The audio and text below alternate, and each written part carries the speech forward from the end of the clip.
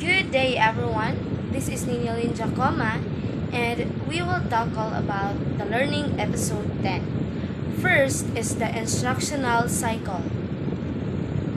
This episode focuses on the guiding principle in the selection and use of teaching methods. It will also tackle lesson development in OBTL way. So, the K-12 curriculum and teacher education curriculum are focused on outcomes, standard, and competencies. This episode dwells on types of questions, questioning, and reacting techniques that teachers make use of.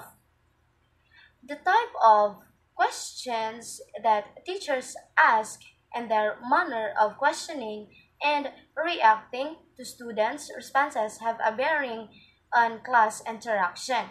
This episode strengthens the theories learned in the course, teaching method and strategies and in other professional subjects in education. Next is target your intended learning outcomes. At the end of this episode, I must be able to identify the application of some guiding principles in the selection and use of teaching strategies. So, imong maila ang paggamit sa mga pipila ka guiding principles sa pagpili o paggamit sa mga strategies on how you teach.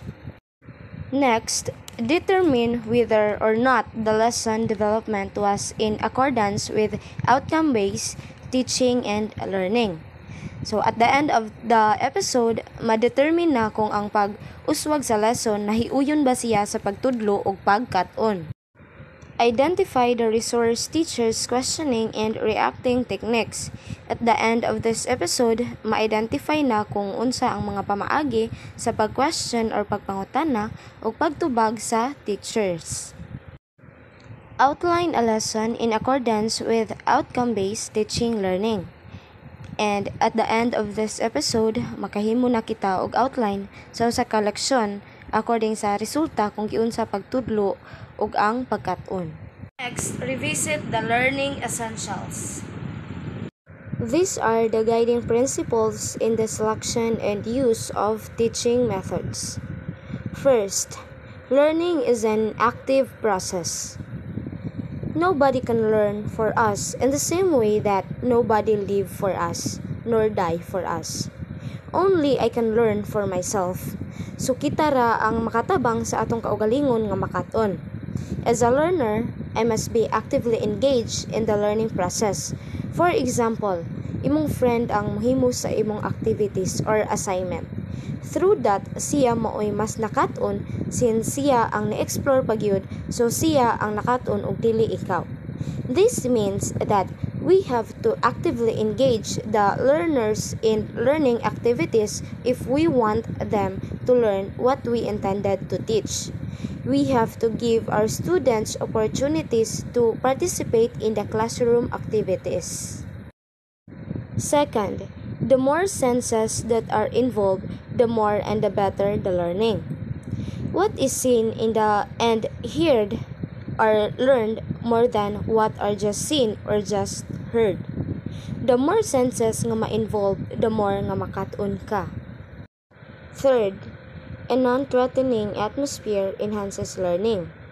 A non-threatening and conducive classroom atmosphere is not only a function of the physical condition of the classroom but more a function of the psychological climate that prevails in the classroom. When we make our students or pupils feel they belong to a community of learners with a shared goal or purpose for everyone to reach his or her potential, we make them feel at ease and at home. Fourth, emotion has the power to increase retention and learning. We tend to remember and learn more those that strike our hearts. In fact, the more emotionally involved our students become in our lesson, the greater the impact. Kung masulod sa utok o sa kasing-kasing ang lesson nga gitakol is dali malimtan sa learner since ni-sink in man sa ilang hunahuna pag-ayo. 5. Good teaching goes beyond recall of information. Good thinking concerns itself with the higher order thinking skills to develop creative and critical thinking. 6. Learning is meaningful when it is connected to the student's everyday life. The teacher must connect their lesson in real-life situation so that the learner will be motivated to listen. And last, an integrated teaching approach is far more effective than teaching isolated bits of information. Teacher didn't consider the difference of multiple intelligences of her students. Realizing the importance of these guiding principles in teaching and learning, the Department of Education promotes standards and competency-based teaching with its K-12 curriculum guide. The Technical Education Skills Development Authority, or what we call TESDA, has been ahead of DepEd and the Commission of Higher Education, which is the CHED, in the practice of competency standards-based teaching and assessment.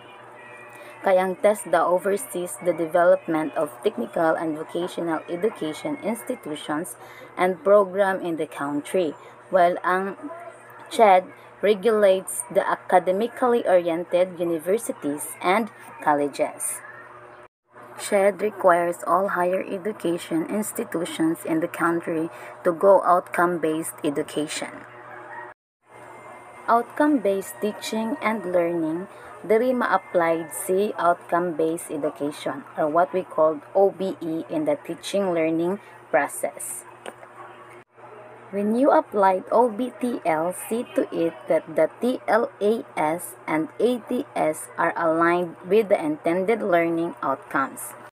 So, unsa di ay na ang TLAS o ATS? Ang TLAS mao na gitawag nato nga teaching learning activities, while ang ATS kay assessment task. In other words, in OBTL, you first establish your intended learning outcomes or lesson objectives, then you determine which TLAS and ATS you will have to use to find out if you attained your ILOS. So what does it means? Ang ILOS, kung sa lesson planning pa na, mo na gitawag nato og atong lesson objectives. The TLAS are the activities we use to teach, and the ATS are the evaluation part. It is also important that teacher must be able to have mastery of art of questioning and reacting techniques to ensure the effective delivery of instructions. These are the types of questions that teachers ask. First, factual, convergent, clause, low level. It is what we call the WH question, which is who, what, where, and when. And it has only one acceptable answer. Next is divergent, open-ended, high-level, higher order, and conceptual. It is open-ended, has more than one acceptable answers. There are 4 types. First is evaluation, which you can evaluate your students. And second is inference, where they can answer the question you are given to them by using their learnings or using their knowledge or their own opinion. Good morning, everyone. I am Regine B. Doliano. I will be reporting types of questions that teachers ask. Letter C is comparison. Comparison is to compare something. For example, how would you compare the 3 laws of motion? And then next is letter D is application. Application is part of the lesson planning. It is when, after the discussion, the teacher will provide an hands-on activity to know if the students have learned the lesson. And letter E is problem solving. Problem solving is determining the cause of a problem and implementing a solution. And then number 3 is affective. Affective is Again, it is part of the lesson planning. It is one of the objectives in making lesson plan. Affective is you will ask your students, how do you feel, what are your understandings, and etc.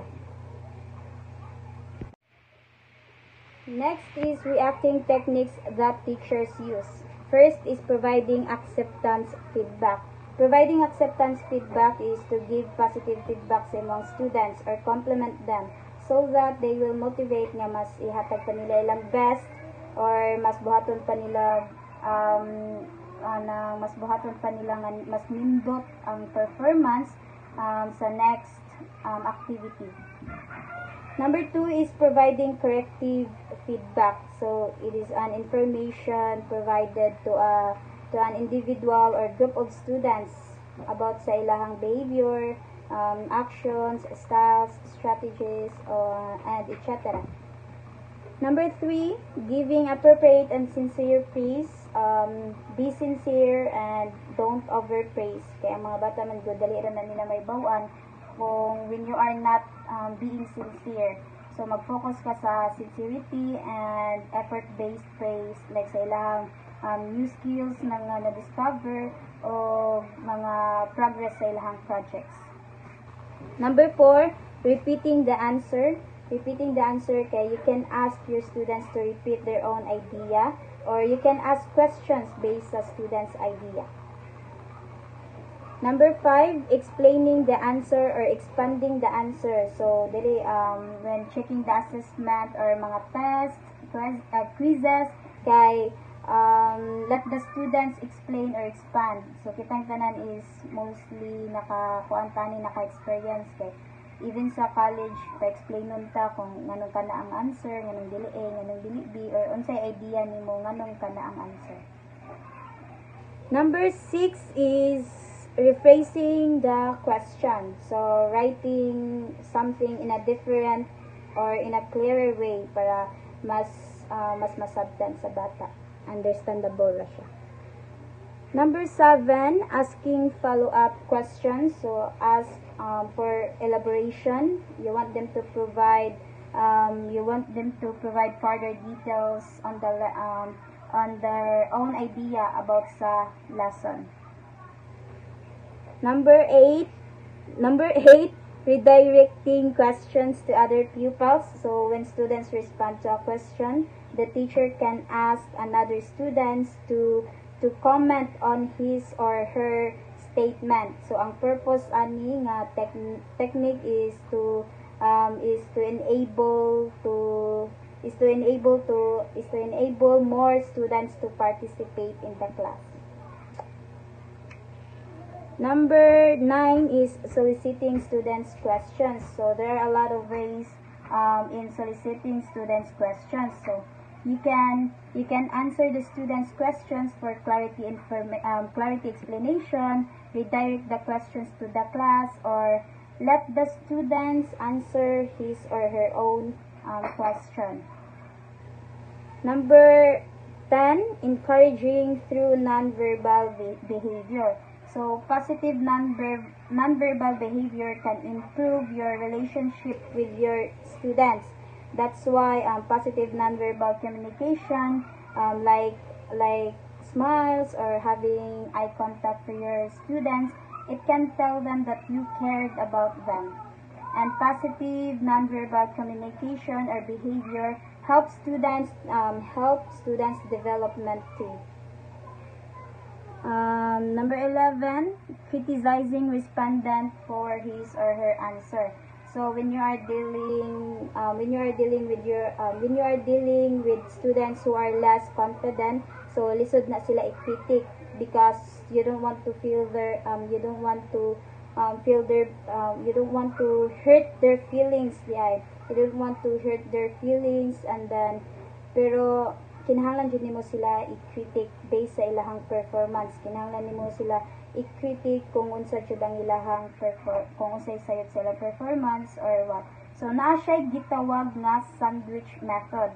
Ang kaning sandwich method kay ang pag-critic ani kay first is give positive feedback.